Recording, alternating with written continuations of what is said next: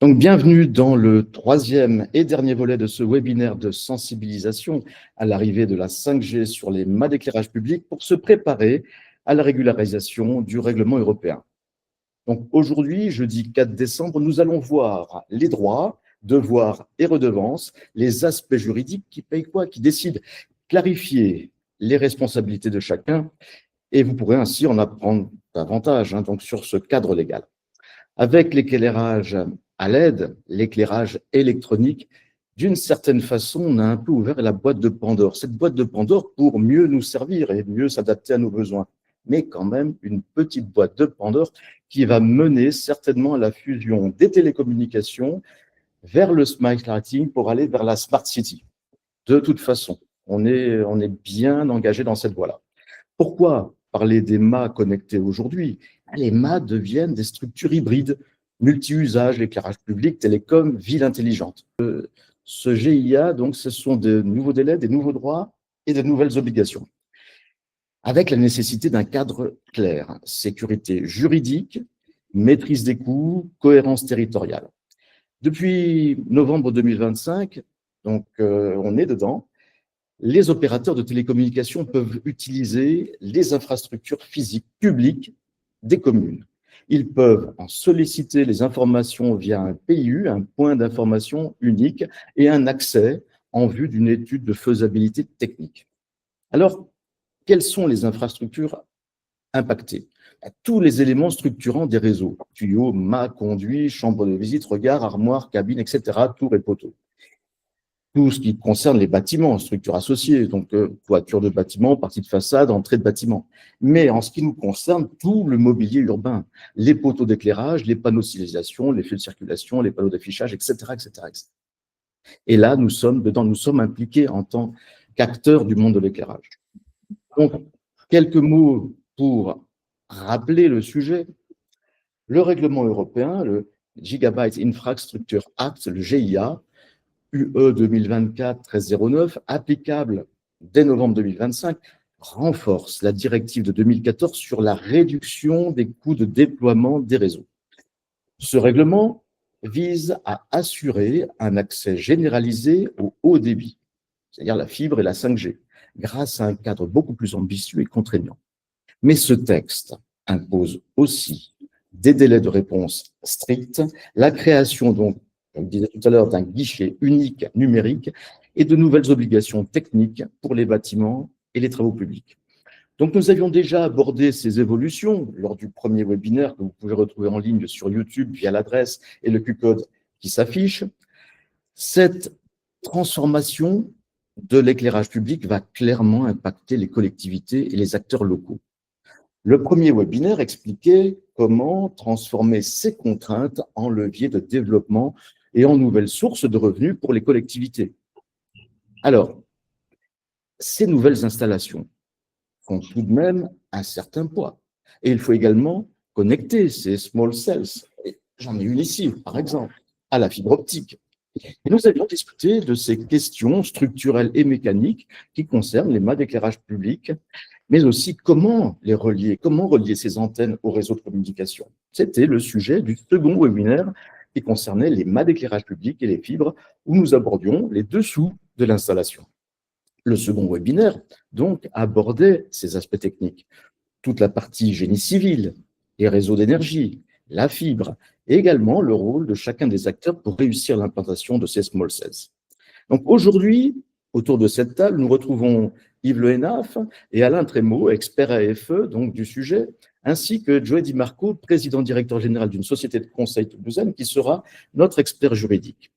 Les objectifs de ce webinaire, c'est aider les collectivités, les syndicats d'énergie, opérateurs, towerco, à comprendre les règles légales et les normes qui encadrent les mâts connectés, savoir qui paye quoi, selon quelle base et dans quel cas, identifier clairement les responsabilités, sécuriser leurs décisions et sur donc des demandes d'installation d'antennes, caméras, capteurs, etc. Donc, pour introduire ce webinaire, je vous propose donc d'aborder les normes et standards. Qui prend la parole? Yves? Alain? Alain, oui. Qui veut prendre la parole sur ce sujet? Donc, c'est sur. Alors, première partie, donc, bonjour à toutes et tous. Donc, effectivement, l'introduction rappelle qu'on est face à un sujet extrêmement intéressant, euh, porteur de beaucoup d'opportunités, et c'est l'évolution logique d'avoir un rapprochement de l'éclairage public et des télécoms.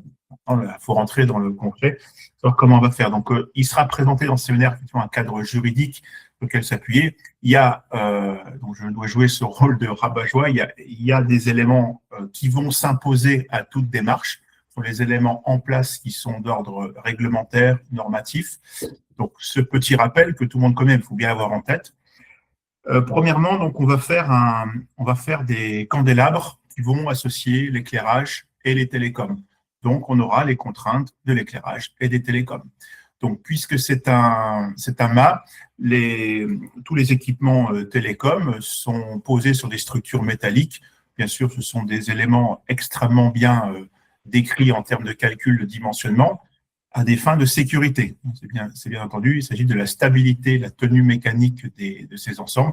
Donc, les eurocodes, qui sont l'expression européenne de documents très anciens que certains ont connus de français. Donc, les eurocodes décrivent les effets du vent, de la neige, vibratoires, etc., sur les structures métalliques, et donc les équipements télécoms s'appuient là-dessus. Pour l'éclairage public, un candélabre, c'est à peu près la même chose, puisque le vent souffle à peu près de la même façon et dans le même sens sur une structure qui est un candélabre, mais le législateur a décidé d'y apporter des éléments spécifiques à l'éclairage. On va trouver des éléments sur la géométrie des candélabres, sur un certain nombre de contraintes, sur des matériaux, sur les accès, les définitions des portes, etc., et leurs implications sur la tenue. Donc ça, c'est la norme EN40. On en a parlé au deuxième webinaire. Je rappelle qu'elle est extrêmement contraignante parce qu'elle est de certification de niveau 1. Donc, il faudra bien avoir en tête que ça ne qualifie pas un produit, mais un fabricant qui a la capacité de mettre en œuvre tous les moyens de conception, fabrication sur le candélabre. Quand on dit qu'il est EN40, c'est-à-dire qu'on a qualifié le soudeur qui va déposer un cordon selon le matériel, acier, alu, etc. Ça, c'est pour la sécurité mécanique. La sécurité électrique, c'est très connu aussi. Tous les gens qui sont autour de l'écran la connaissent, mais on ne pourra pas s'extraire de la norme C17200. Toutes les installations électriques extérieures devront respecter cette norme puisqu'il y aura de l'éclairage. Pas que, Yves en parlera après, il y a aussi des fibres optiques, choses comme ça. Et puis, alors je l'ai rajouté parce que je suis éclairagiste. Elle n'est pas obligatoire, tout le monde le sait. C'est la norme 13201 qui, dans l'essentiel des cas, éclairage routier, définit comment éclairer. On a souhaité rajouter ça pour dire, n'oublions pas que quand on va mettre un support d'éclairage et des antennes télécom, il restera une fonction éclairage à maintenir. Comme on est sur de la mutuation, on va s'appuyer sur quelque chose d'existant. Il s'agit, à minima, de retrouver ce qui existait en termes d'éclairage. Si on l'améliore, c'est pas plus idiot, mais il faut retrouver l'éclairage attendu et puis l'éclairage réglementaire, on va dire. Et ensuite, donc, il y a des éléments dans ce mât. Je repasserai la parole à Yves, qui vient du monde télécom. Donc voilà, ce sont ces deux composantes séparées qu'il faut rapprocher. Et l'enjeu, là, c'est rapprocher les télécoms de l'éclairage. Je rappelle une petite chose en termes de dimensionnement. Ça, ce sont des réglementations de sécurité mécanique et électrique. Il faut aussi penser à des caractéristiques de performance. Voilà. Si on met des équipements télécoms sur un mât d'éclairage, c'est même pas probable, il faut ajouter des contraintes spécifiques pour que le dispositif télécom fonctionne, notamment de stabilité. On le connaît, parce qu'on a des fois, on met des caméras sur des mâts, c'est la même chose. C'est-à-dire que le mât d'éclairage peut accepter, conformément à l'EN40, des déplacements en tête de mât qu'une caméra ne va pas forcément accepter, mais qu'une antenne télécom ne va pas non plus accepter selon sa directivité, etc. Mais ça, c'est un autre. Mais en tout cas, il faut penser ce qui est obligatoire, c'est les règles de sécurité mécanique et électrique. Ce qui est supplémentaire, c'est des exigences spécifiques. Alors, derrière ces règles, c'est la conception, mais ça va impacter aussi le côté opérationnel. Parce que bien sûr, quand on va avoir ces équipements de deux origines, télécom et éclairage public, toutes les opérations de maintenance, notamment, il faudra les gérer en parallèle et faire cohabiter ces deux mondes. En tout cas, on ne peut pas s'extraire de ça, heureusement ou malheureusement. Moi, je pense heureusement. On a un cadre, c'est ce qui va nous aider à avoir des vraies solutions. C'est qu'on va pouvoir s'appuyer sur des choses qui existent. Tout ce dont j'ai parlé là sont existent depuis très longtemps. La norme N40 a plus de 20 ans dans sa version actuelle, la norme 13201 plus de 20 ans, la 17200 encore plus. Donc, c'est des choses connues, établies, mais il faut l'intégrer et vraiment ne pas l'oublier. Alors, pour les fibres optiques, je repasse la parole à Yves, parce que je ne connais pas encore ce domaine. Je suis éclairagiste. Le que, j'aime bien le que. Donc oui, pour préciser, Alain dirigeait jusqu'à peu de temps le plus gros fournisseur de luminaires éclairage public en France, une des plus anciennes sociétés dans le domaine des luminaires et des éléments de mât. Donc toute la partie certification et obligations légales, en tant que directeur technique pendant des dizaines d'années, il connaît bien. Donc sur la partie fibre, il y a un sujet assez complexe là-dessus, où justement, on va avoir dans la mise en place, comme on avait vu dans les précédents webinaires, des antennes, une question de raccordement de ces antennes au réseau fibre. Aujourd'hui, tous les réseaux cellulaires qu'on va avoir dans ce type de cas vont être fibrés, ils sont tous en zone urbaine, on n'aura pas de déport radio. Et autant on parle de mât, autant il est fort probable que dans la majorité des cas, la plus grosse dépense et le plus gros travail soit sur le raccordement fibre de ce mât. Donc le mât pose un problème de mutualisation, la fibre pose un problème de coût, c'est un sujet qui est maîtrisé techniquement, mais le droit d'accès et l'extension jusqu'au mât va demander des compétences spéciales. Donc on a, Joël Di Marco était à la ville de Toulouse en charge non seulement des réseaux télécoms, mais la mise en place aussi des DT, des ICT et du guichet unique pour les demandes de travaux. Donc là-dessus, Joël, je te laisserai plus tard intervenir. Mais il y a un élément clé dans tout ça, c'est la coordination de ces travaux, de la fibre, qui a le droit de faire quoi. Et quand on parle là du mât, ce qui nous intéresse surtout pour la partie mutualisation éclairage, il y a derrière également un écosystème sur lequel on ne va pas trop rentrer, mais qui est critique à l'exploitation et à la mise en place de tout ça. De la même manière que la fibre, sur le mât, on va avoir des soucis, comme disait Alain, de dépointage.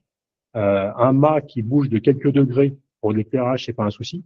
Pour une station radio, en fonction du type d'antenne, de la portée, on pourra se permettre ou non un dépointage. Et suivant la fréquence et les mises en œuvre, c'est différent.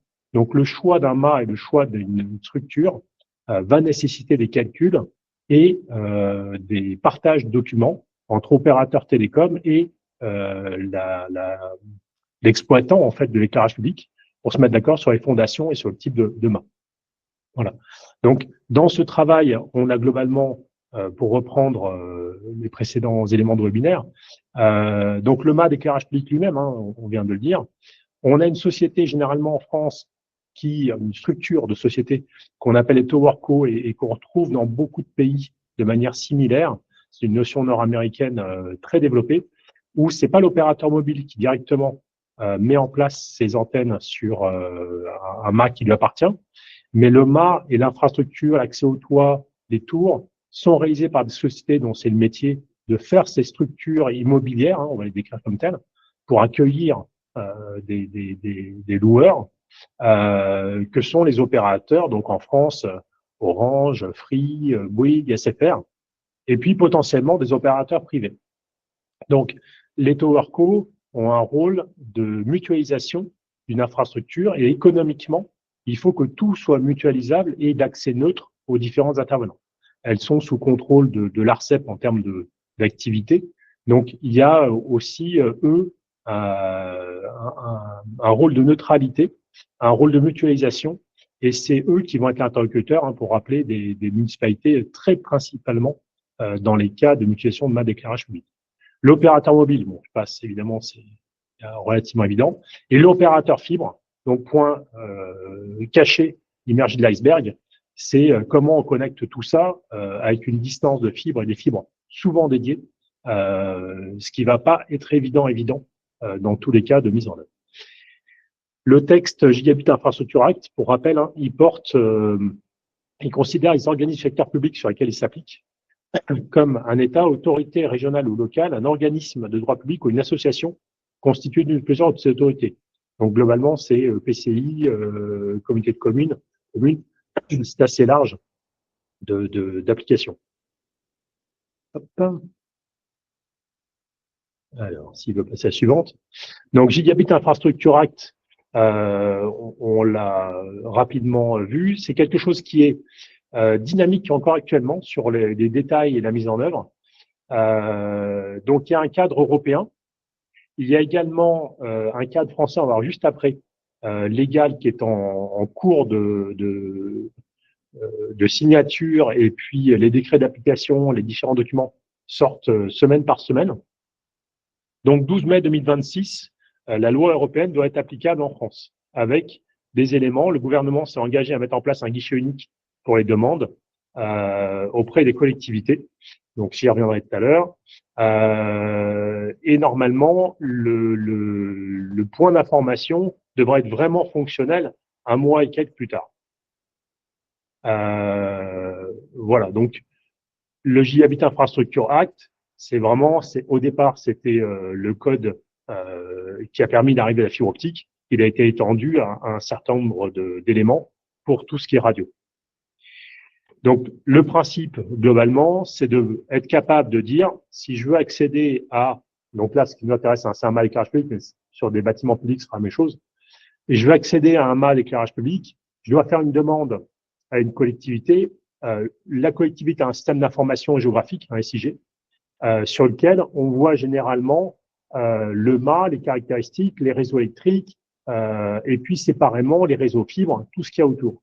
Donc, choisir un mât pour un opérateur télécom, c'est répondre à un certain nombre de contraintes géométriques autour du mât, présence de bâtiments, d'écoles, présence d'éléments sensibles, présence d'autres antennes à proximité. Il y a toute une étude de sites, mais il y a également la partie génie civil existante déjà. Pour un opérateur, l'intérêt du CMA, c'est que ça lui réduit ses coûts par rapport à une installation en partant de zéro. Donc, il va choisir un mât qui a déjà des prédispositions pour être plus facilement raccordable et plus facilement mis en œuvre dans un contexte mécanique et sécuritaire qui lui va bien. Et le GIA, en fait, demande des délais très courts. On le verra plus tard. La FNCCR, l'AMF, l'Association des maires de France, sont un peu montés au créneau en disant 10 jours, c'est très court, les collectivités ne sont pas organisées pour ça. Ça va coûter très cher de traiter des demandes dans un délai aussi rapproché par une demande d'un opérateur qui veut prendre place sur un mât ou sur un bâtiment public. Et dans le cas d'une demande d'accès, la collectivité doit répondre sous un mois. Donc, 10 jours pour tout le système, toute l'information génie civil d'infrastructure sur demande d'un opérateur, et un mois pour accéder à un site, d'accéder à une infrastructure. Au bout de 4 mois, si la collectivité n'a pas été capable de s'opposer avec un document techniquement valable, et c'est a priori l'ARCEP qui va trancher,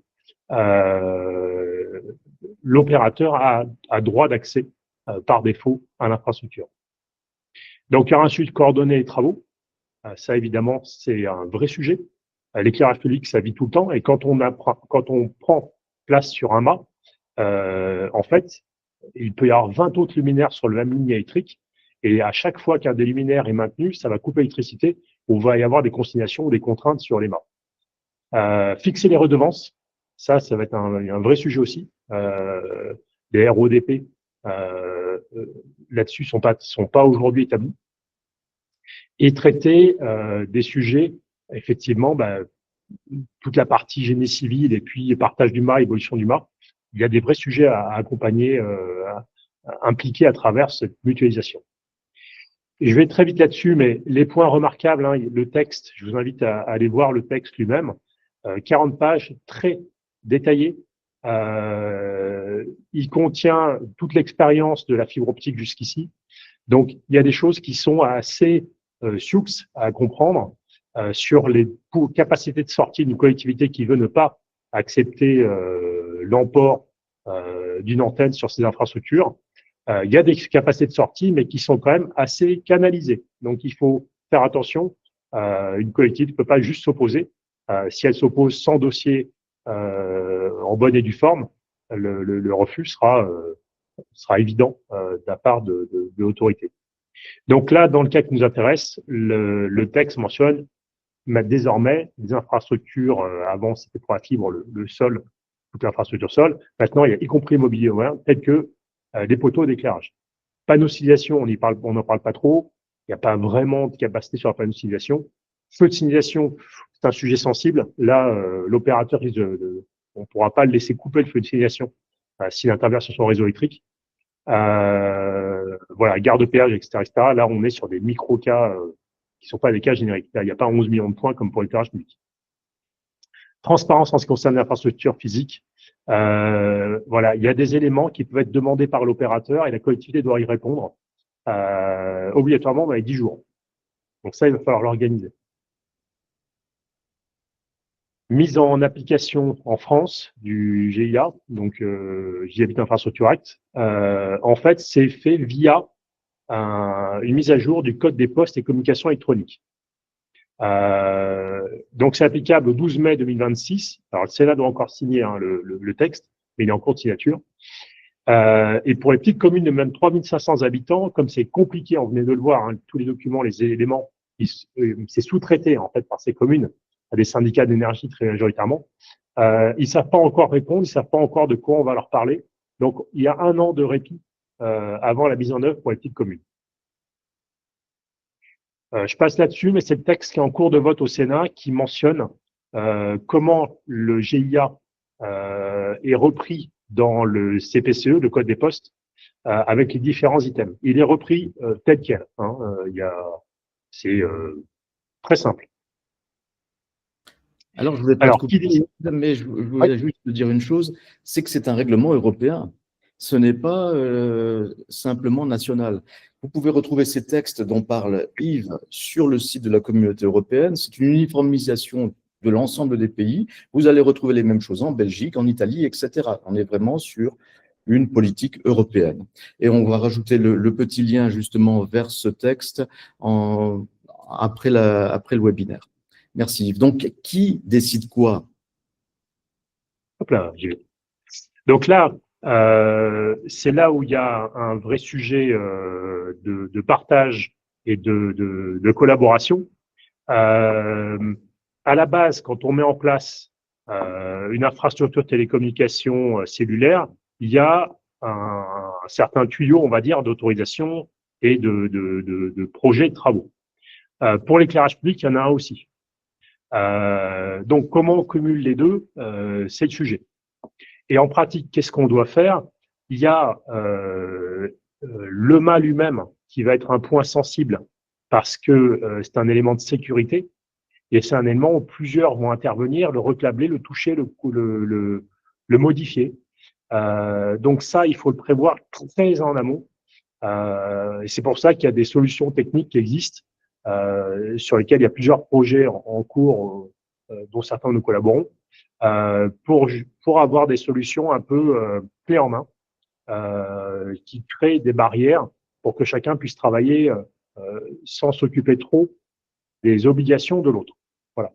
Donc, il y a un vrai sujet sur la mutualisation. En général, quand on met en place un mât, on a l'urbanisme qui intervient, tout ce qui apparaît sur l'espace public. Au-dessus de 12 mètres, quand on met un mât pour un opérateur, c'est obligatoire. En dessous de 12, c'est pas forcé. Et il y a tout un sujet auprès de la collectivité qui va toucher, on le voit un petit peu plus loin, ce qu'on appelle la loi Abeille. Et maintenant, depuis 2015, on verra plus loin, il y a tout un élément de dossier à fournir aux collectivités quand on met en place une antenne cellulaire.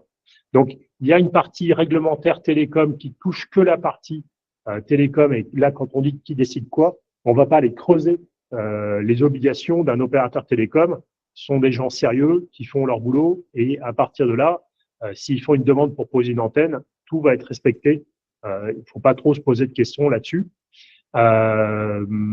Après, sur la partie urbanisme, sur l'éclairage, on n'est pas habitué, mais là, on va avoir un souci de visuel de l'antenne et de taille de l'antenne, où sur certaines villes, il faut l'autorisation des bâtiments de France. Donc là, c'est des cas qu'on voit actuellement qui sont assez concrets. Donc ça, il y a un vrai sujet là-dessus. Va y avoir les questions de redevance, évidemment, qui va négocier le prix pour accéder à l'infrastructure. Il y a l'accès au réseau électrique qu'il va falloir trouver. Donc, il y a une collaboration avec la ville, ou plutôt avec la structure qui est en charge de l'exploitation de l'éclairage public. On va y venir après. Après, donc, l'opérateur télécom a ses propres déclarations, à la NFR qui transmet à l'ARCEP, les deux sont liés, avec tout un document sur les définitions d'antennes et ce qu'il met en place. Et suivant les puissances, c'est une simple déclaration de base. Parfois, il peut y avoir des demandes d'autorisation. Et après, on va avoir le sujet des travaux eux-mêmes. Si l'opérateur télécom a besoin de faire des travaux pour passer des fibres, ben, entre le mât d'éclairage qui est pas à lui et puis la chambre de tirage fibre qui est parfois pas à lui, qui est parfois à lui, qui est parfois il s'occupe il est en charge des travaux, mais il n'en est pas propriétaire. Il y a des cas assez variables. Donc ça là-dessus, c'est un sujet qui est assez compliqué et sur lequel il va falloir faire attention. Donc pour revenir très vite sur les différents intervenants, donc l'exploitant d'éclairage public, ben, il a ses propres obligations liées à l'électricité, à l'éclairage, à ses obligations, comme disait Alain tout à l'heure, sur le mât aux normes N40.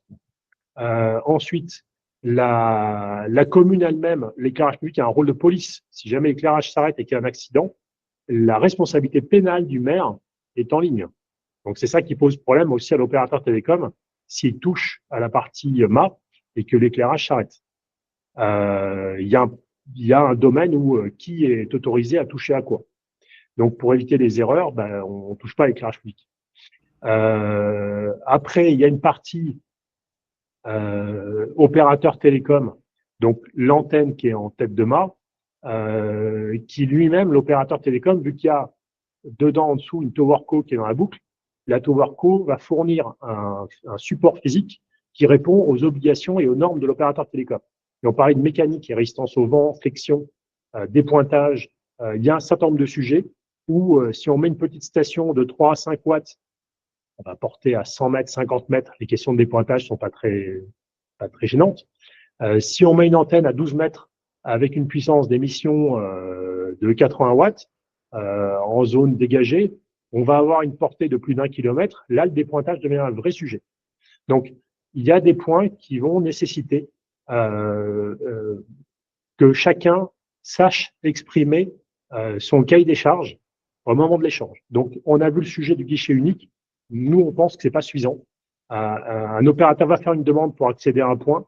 En revanche, lors du guichet unique, il faudrait que la collectivité, déjà là, lui dise quels sont les points d'attention dans les environs. On parlait de loi abeille, on parlait de questions, de sujets un peu sensibles sur une antenne, sur un lieu public. Il peut y avoir des éléments structurels et des éléments informatifs, on pense, qui faciliteraient les choses. Et de la même manière, quand l'opérateur veut installer une solution, ben, faire une simple demande, il sait déjà, il a une bonne idée de ce qu'il veut installer, donc avoir la collaboration de la ville dès le départ serait mieux que fonctionner uniquement par documents qui vont être parfois très longs en termes d'autorisation. Donc, qui est responsable de quoi? Il y a quand même un sujet, en fait, c'est qui l'éclairage public? Là, j'ai repris un élément où la FNCCR a traité juridiquement le Gigabit Infrastructure Act pour ses membres, et le jury se faisait remarquer que l'infrastructure d'éclairage public, on peut en transférer la compétence, comme on dit, c'est un terme juridique, transférer la compétence à un syndicat mixte, les syndicats d'énergie assez typiquement qu'on trouve. On le voit dans le cas, on connaît par exemple le syndicat d'énergie des Landes, ils sont propriétaires des mâts. C'est-à-dire qu'une commune n'a pas le droit de mettre quelque chose sur ses mâts d'éclairage sans l'autorisation du syndicat. Or que le mât est sur sa commune, il fait partie du rôle de police du maire. Mais c'est le syndicat qui décide.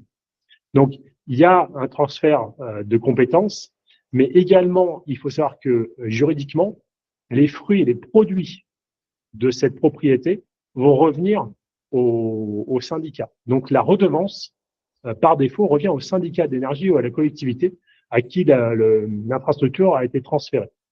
Ça, c'est un vrai élément de droit. Merci Yves. Et donc, dans cette question, qui est responsable de quoi? Sur ces questions juridiques, si tu me permets de te couper un petit peu, nous avons un expert, c'est Joe Di Marco, que je le disais, qui est président directeur général d'une société de conseil et qui a vécu un petit peu, qui peut nous faire part de son expérience personnelle dans ce domaine-là. Donc, Joe, est-ce que tu nous entends? Tu es en ligne? Oui, bonjour. Bonjour à tous. Vous m'entendez? Oui, très bien. Oui. Très bien. Oui, bon, je pense que tout le monde les intervenants ont développé le déroulé, mais pour être très, très court ou factuel, à Toulouse, on a eu la chance de pouvoir déjà réaliser ces choses-là, puisqu'il y a une dizaine d'années, j'ai travaillé avec Orange et Ericsson sur le premier mât 4G européen à installer. Et justement, on a abordé en anticipation, sans savoir qu'il y aurait maintenant cette loi, qui moi me gêne beaucoup, parce que ça va mettre en péril et en difficulté les collectivités, n'étant pas prêtes. Alors les grosses métropoles comme Toulouse, bien que déjà Toulouse et la métropole est régie sur la ville de Toulouse, c'est la mairie qui gère elle-même, et on a un syndicat sur les 36 autres communes. Donc comme disait Yves, ça va être compliqué, même s'il y aura des synergies entre les deux, puisque la métropole de Toulouse est propriétaire de 1800 km de fibres et est capable de faire les choses, mais il faudra faire des partenariats et ça va être des usines à gaz, à mon avis. Alors déjà, ce qu'on avait fait avec Orange, nous n'en avait pas du tout, puisque c'était la première fois qu'on le faisait. On a eu des problèmes dans de propriétés de mât, qui reste propriétaire du mât, qui fait des travaux, qui les paie. Bon, en général, c'est le demandeur, il n'y a pas de question à se poser. Si Orange veut faire quelque chose, il faudra qu'il prenne à sa charge tous les coûts de travaux. Mais après, on avait fait une erreur, donc il faut reconnaître, c'est l'avantage des expérimentations. On avait donné la responsabilité et la propriété sous forme de convention à Orange, puisque c'est eux-mêmes qui avaient changé le mât. Ça, c'est un truc qu'il ne faut pas faire, à mon avis. Et également le problème électrique. Ce que disait Yves, on a besoin d'énergie, donc de toute façon, pas le choix.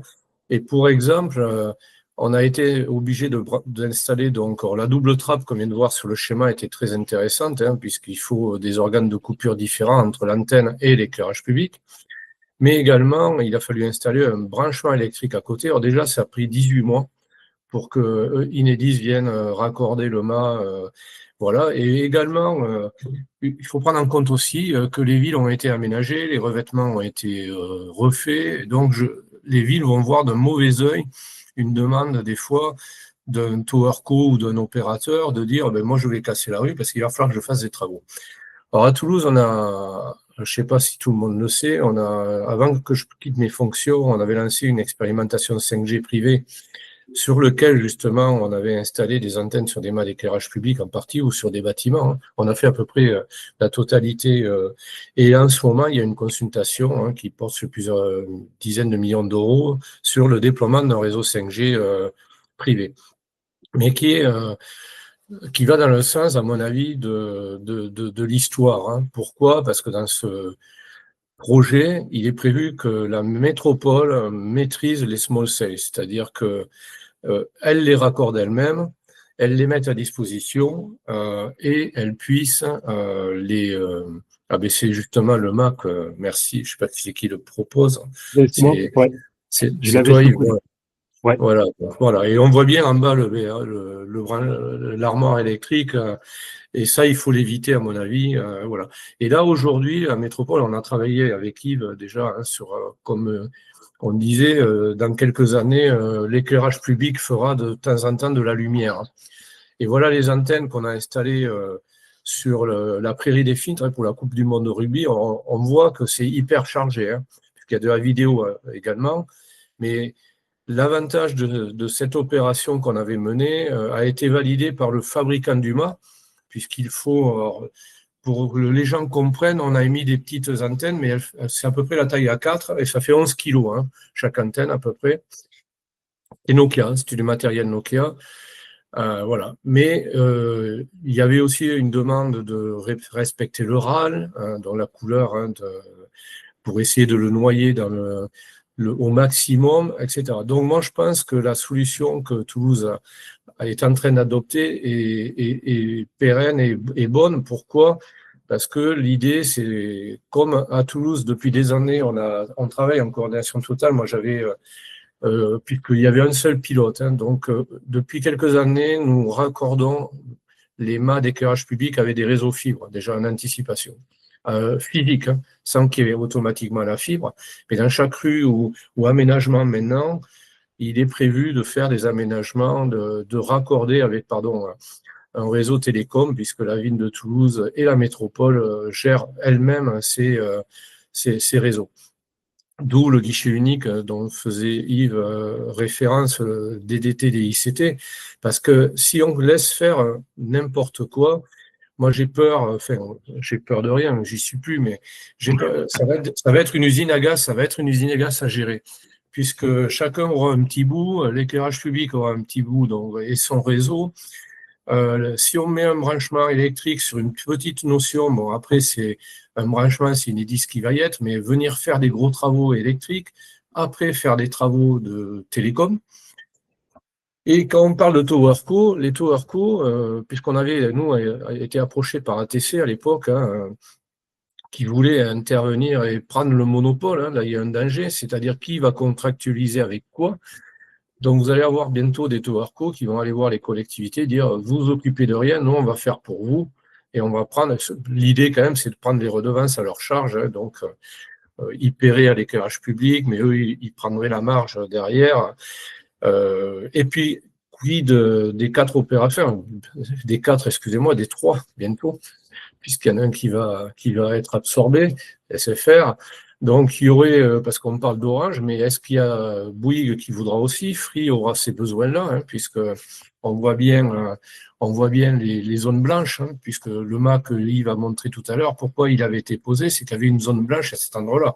Donc, n'oublions pas qu'on fait bien référence aux zones blanches, puisque la 5G, ils ne pourront pas se suffire des grosses antennes sur les toits. Il faudra mailler dans les villes énormément de ces antennes, parce qu'on a peut-être oublié de dire qu'il va en falloir beaucoup.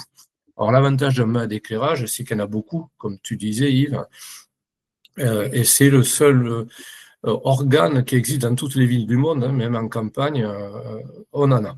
Donc ça, c'est un avantage certain. Donc aujourd'hui, le raccordement à la fibre, comme on a vu, si c'est un TowerCo, par qui il va passer? Donc il y a plein de questions à se poser et où il faut être prudent. Alors les guichets uniques, je pense qu'on est au tout début. Ça va traîner parce qu'une ville, de toute façon, n'acceptera jamais de laisser son mât à disposition comme ça, donc elle trouvera toujours une excuse valable et non, surtout s'il met en avant la sécurité. Voilà. Donc, à Toulouse, on a fait et on fait de plus en plus des H24, c'est-à-dire où on met l'éclairage public et notamment sur les nouvelles installations, c'est pratiquement systématique, où on met les réseaux entièrement en H24. Donc, la difficulté, et Yves, vous avez à peu près abordé tous les sujets et les risques, c'est la coupure, puisque quand il y aura des moments de maintenance, mais ça va couper l'alimentation générale, et donc il faudra prévoir des organisations pour avertir l'opérateur ou l'utilisateur qui aura ces coupures-là. Et pour la redevance, on avait, avec l'ancien directeur de l'éclairage public de la ville de Toulouse, fait un business plan. Par exemple, Toulouse, c'est 45 000 points hauts, on ne va pas y avoir des aménagements sur les 45 000 points, ce serait utopique de le croire, mais on peut arriver à quelques centaines d'euros de redevances annuelles, donc ce qui peut faire aussi un business plan intéressant, et donc des sources de revenus complémentaires à la ville ou à l'exploitant, comme disait le syndicat ou des collectivités, des fois, qui le gèrent elles-mêmes. L'inconvénient, à mon avis, c'est qu'il va y avoir quand même beaucoup de coûts pour le moment. Tant que ce n'est pas bien organisé, ça risque de coûter très cher. en termes de… Puisque souvent, le mât que vous voyez à l'écran, il a été obligé d'être changé. Alors, vous imaginez la taille du mât, le coût que ça a engendré. Mais bon, ça c'était pour un besoin spécifique de sécurité, hein, puisqu'il y avait dessus, on le voit bien, hein, de l'éclairage des caméras et des antennes 5G. Voilà. Donc, moi, c'est l'avis que j'ai, hein, donc il est à discuter et à débattre. Il faudra créer, à mon avis, dans chaque collectivité, un guichet unique. Il peut exister rapidement et laisser le temps quand même aux collectivités à s'organiser parce que ça va pas être facile. Autant à Toulouse, ça va l'être, puisque tout le monde est en ordre de bataille déjà, puisqu'on sait faire, hein, et en coordination. D'autres communes, ça va être assez compliqué, à mon avis. Et raccorder, je terminerai là-dessus, raccorder tout ça à la fibre, parce que c'est absolument indispensable, c'est savoir qui va piloter tout ça. Parce que beaucoup d'opérateurs comme Bouygues ou Free ont très peu de réseaux fibre sur les villes, hein. Ils s'appuient plus souvent sur le réseau des autres.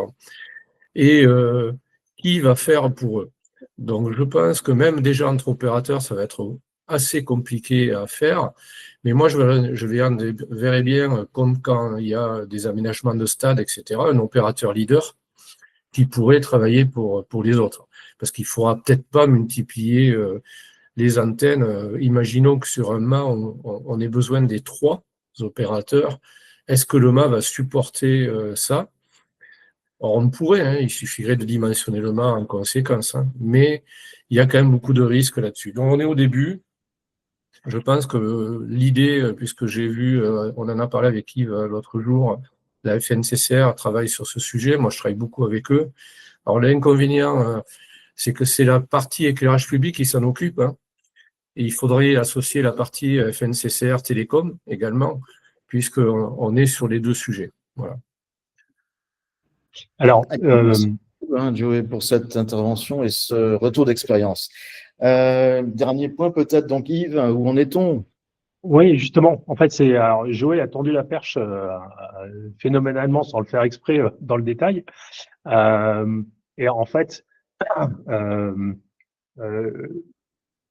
il y a deux pistes en cours, en fait, 2 actions en cours. Le gouvernement est en train de ratifier et de mettre en place son décret d'application pour le Gigabit Infrastructure Act. Mais l'AMF, l'AVICA et la FNCCR, donc sur la partie numérique, hein, se sont saisis du sujet en impliquant aussi la partie éclairage. Ça date d'il y a quelques semaines.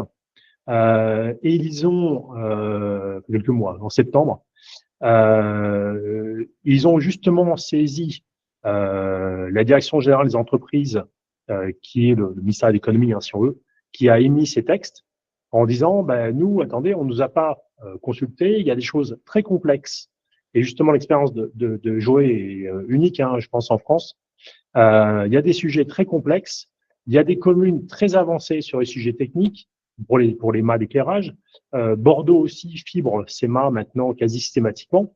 Donc, on trouve des communes, on trouve en fait des directions d'éclairage public qui non seulement savent gérer l'éclairage, mais qui dans certains cas posent la fibre et l'alimentation H24. Bon, donc ils ont déjà fait une partie du travail, mais à l'échelle nationale, on est très très loin de ça. Et l'AVICA a conclu dans une note qu'ils ont mise sur leur site sur ce thème que bon, ils sont mis devant le fait accompli, mais le travail principal va être de très bien coordonner, documenter et accompagner la mise en œuvre de ces réglementations. Et Joël disait, ça va être difficile, ça va créer des conflits, ça va créer des obstacles, parce que tout ça, déjà, à l'échelle construction génie civil, n'est pas simple du tout. C'est là où on voit vraiment le biais. Et pour l'opérateur, la collectivité peut tout ralentir à un point phénoménal. C'est-à-dire qu'il va falloir un nombre d'autorisations de travaux qui est considérable. Il va falloir mettre en place des solutions transversales où des privés, publics ou différentes instances vont intervenir. Et c'est là où nous, en travaillant sur ces sujets sur le terrain, alors très proche de la FNCCR, hein, effectivement sur les pistes, on part du principe que, en tant que société privée dans ces domaines-là, il faut absolument recoller aux instances type FNCCR, Avica, sur la mise en œuvre, parce que ils ont une expérience des réseaux publics considérable, des collectivités considérables, et que la seule manière d'arriver à quelque chose qui va se mettre en place de manière non conflictuelle, ou avec peu de conflits, il ne faut pas rêver non plus, ça va être de faire une approche du bas vers le haut, c'est-à-dire de la collectivité vers l'opérateur, et non l'opérateur qui fait une demande et qui dit « tiens, je veux ce mât ». Et aujourd'hui, c'est pas l'esprit dans ce que l'on voit des opérateurs. Ils sont plutôt sur un esprit en cherchant à avoir une approche constructive, parce qu'eux aussi ont peur de faire des bêtises. Donc, où on en est? On en est surtout à des mises en place de pilotes qui servent à apprendre à collaborer. Et Joël a été pionnier là-dessus, hein, et l'expérience, le retour d'expérience que tu as fait est exactement un petit peu ce qu'on expliquait dans des présentations précédentes. Une approche qui implique tellement de génie civil qu'il faut construire la solution en partant du génie civil pour faire une antenne, et que finalement, si une antenne est 50 mètres plus loin qu'une autre, là où on avait prévu au départ en fait de la mettre, mais que il y a déjà tous les réseaux à proximité, il vaut mieux choisir un poteau un peu plus loin parce que il est plus raisonnable pour tout le monde. Il est un peu plus loin d'une école, il est un peu plus loin des commerces, il est plus loin d'un bâtiment public. Donc, il va y avoir une vraie collaboration à avoir, et c'est là où de la discussion et de l'échange sont très importants. Joël mentionnait l'expérience du groupe américain ATC qui avait abordé la ville de Toulouse. C'était fait de manière juridique, technique et sans aucune considération d'écoute d'une collectivité. Et en dehors des documents eux-mêmes, des conventions, je pense que c'est surtout ça qui a bloqué, Joël. Oui, alors, oui, tout à fait, ils sont arrivés à un seigneur, hein, c'est ce qui va arriver de plus en plus. Mais je voudrais amener une précision, puisque je vois les questions également. Sur l'électricité, par exemple, il n'y aura pas deux réseaux, c'est le même réseau, simplement que d'allemand, on met un organe de coupure différent pour l'antenne, hein, pour pouvoir soit isoler l'antenne, soit isoler l'éclairage public, puisque chaque mât va devoir être équipé d'une horloge, hein, puisque c'est comme ça que ça marche. Hein. Quand on met un H24, tous les mâts sont alimentés de manière permanente. Donc on a l'énergie, on la sépare en deux pour l'ampoule et pour l'antenne. Et après, c'est une horloge qui fait marcher l'éclairage public, hein, qui le coupe ou qui l'allume. Et également, j'ai oublié de le préciser, moi, ma vision, hein, qui n'est peut-être pas la meilleure, mais c'est que la métropole ou l'organisateur puisse gérer la totalité. Donc, nous, ce qu'on proposera à Orange, puisqu'on travaille avec eux en ce moment, c'est de pouvoir livrer sur l'esprit. Hein, ça ne veut pas dire que moi, je ne suis plus à la manette, donc c'est pas moi qui vais négocier, mais c'est une proposition qu'on va leur faire sur la technicité, c'est éventuellement de faire que la métropole elle-même, puisque à Toulouse, il y a une société publique locale qui gère le réseau, puisse alimenter elle-même un IP et faire des troncs de collecte pour livrer l'opérateur sur des points de livraison, pour éviter que chaque opérateur ou chaque client vienne lui-même percuter les mâts d'éclairage. Ce qui, à mon avis, permettrait la meilleure des solutions, puisqu'il y aurait une sorte de guichet unique, livraison clé en main. Vous demandez un mât et la collectivité, vous l'aménage elle-même, vous pose les antennes, hein, ou en partenariat, ça c'est à déterminer, on n'en est pas là. Mais surtout, vous livre votre donnée, votre débit, puisque c'est ça qui intéresse l'opérateur, hein, c'est que l'antenne marche, c'est tout. Et sur des troncs de collecte, puisque ça se fait sur le B2B, quand il y a une liaison IP, puisqu'on arrive à des gigas, des fois, donc il n'y a pas de raison que ça ne marche pas. Mais après, c'est, comme disait Yves, une philosophie. Hein, il va falloir que les gens acceptent. On est au début, hein, on est dans un autre monde aussi. Hein, est-ce que l'opérateur va faire confiance à une collectivité, etc. Mais je pense qu'ils sont condamnés de toute façon à travailler avec la collectivité. Sinon, ce système-là ne marchera pas, à mon avis. Bien, merci. Merci. Ouais, j'aimerais juste sur l'éclairage, sur l'alimentation. Donc, comme disait Joël, il y a effectivement, on a des cas là d'alimentation de réseau H24 où le réseau d'éclairage peut alimenter la station. On a aussi des cas, dès qu'on est un peu plus gros sur l'installation, un point de distribution séparé, une petite armoire pas loin du mât. Et du coup, l'alimentation, le mât a une double alimentation, une privée lié à l'opérateur ou la towerco. Ça dépend des cas, mais les deux cas sont possibles. Et à ce moment-là, il y a toute une question de consignation.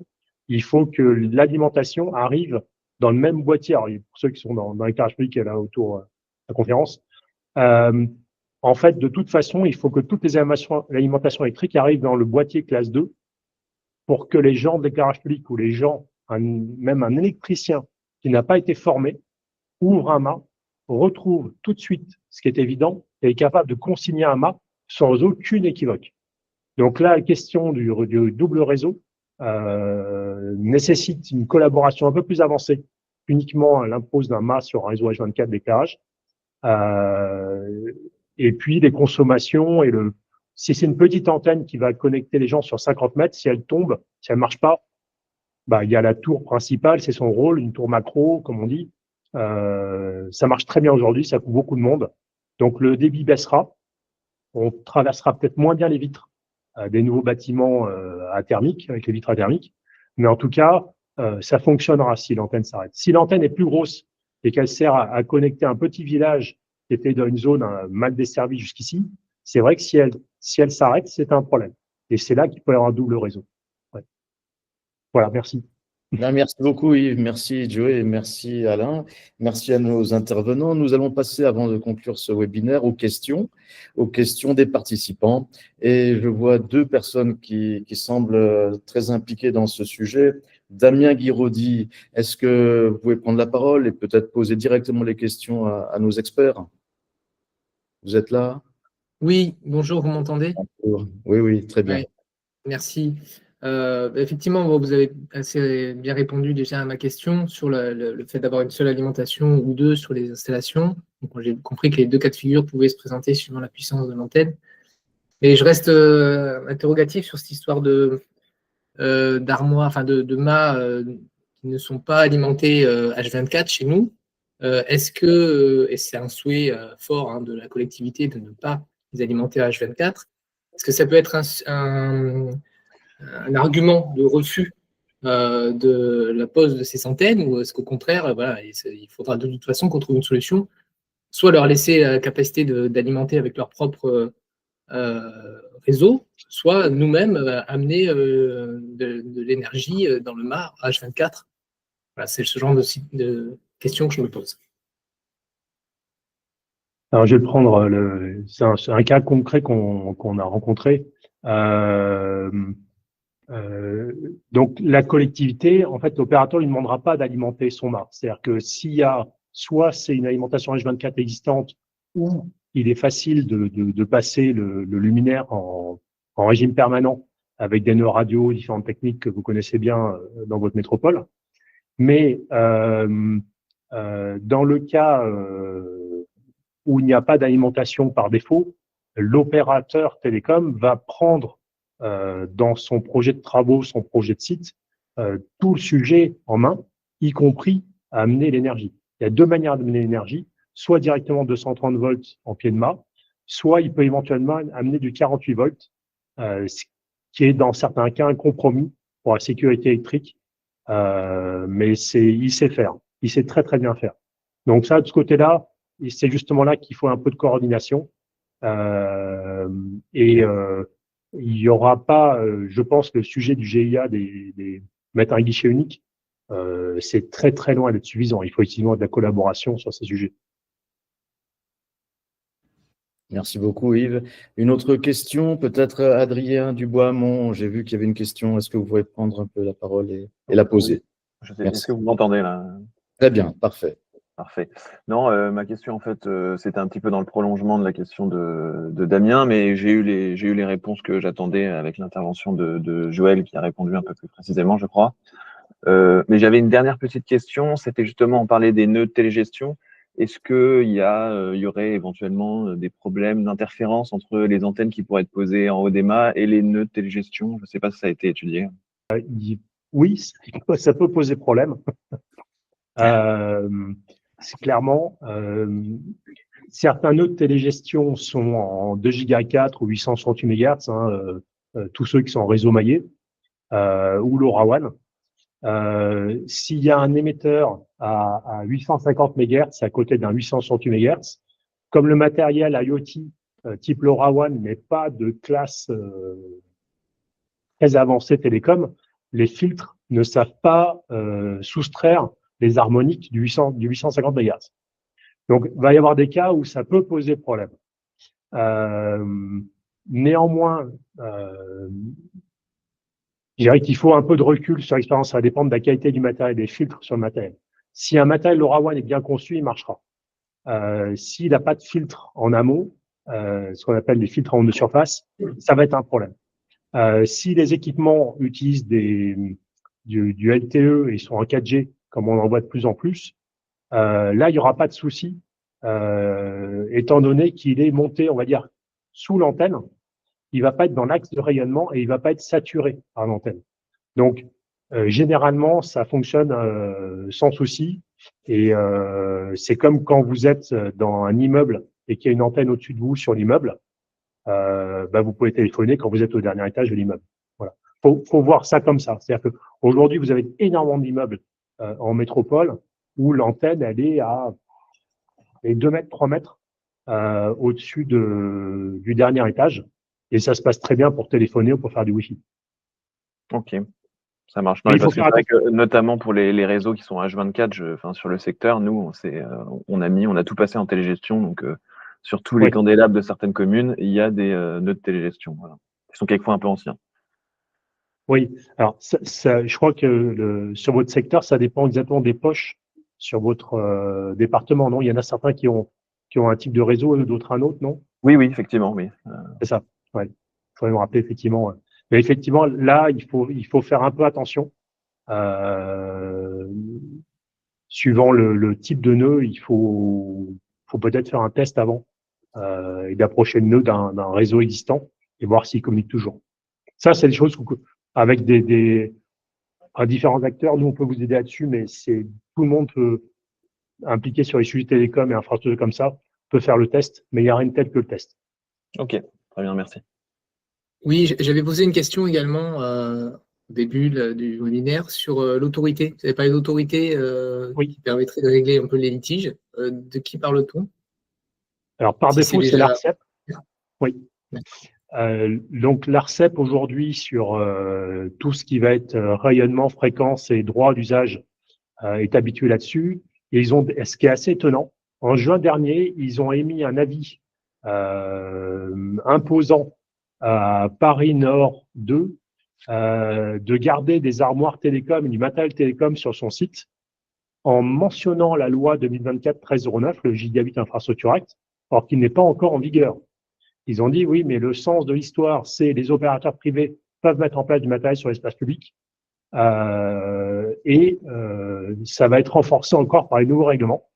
Donc l'ARCEP a déjà fait ça et si vous cherchez ARCEP juin et 2024-1309, le nom du règlement, et vous verrez les mentions qu'ils font. Et après, ça passe devant un tribunal quand les collectivités et les opérateurs sont pas d'accord.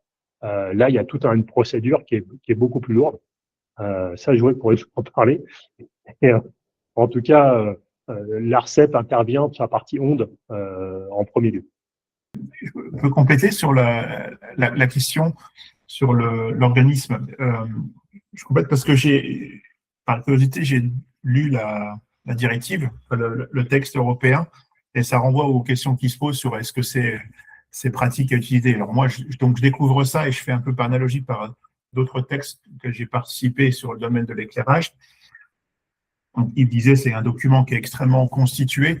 Donc en fait, de manière générale, le document a été vraiment rédigé par des gens qui connaissent bien les domaines. Il ne faut pas caricaturer parce qu'on le sujet de l'appréciation des normes et des règlements, c'est un sujet quotidien en ce moment. Donc, il ne faut pas caricaturer ce document, à mon sens, en disant c'est un mec dans un bureau qui a inventé un truc infaisable. C'est pas ça du tout. Et par exemple, pour le cas des litiges, par exemple, comme c'est un document européen, ils disent que les États membres vont nommer un ou plusieurs organismes pour traiter les litiges. Donc, il y a le paragraphe 13 qui dit comment on règle les litiges, quel est notamment le calendrier, combien de temps les différents acteurs ont pour donner les éléments qu'ils ont à fournir. Et puis, si ça converge pas, si les portes de sortie proposées, si la collectivité ne peut pas recueillir ça pour des bonnes raisons, elle a l'occasion de le présenter. Et puis, si au bout ça ne convient pas, il y a un règlement des litiges et il y a un ou plusieurs organismes. Donc, l'ARCEP va avoir la France va décider, chaque pays va décider de un ou plusieurs organismes. Et donc, comme ce n'est pas encore sorti en droit français, on ne peut pas statuer. L'ARCEP aura évidemment un rôle, il peut y en avoir d'autres.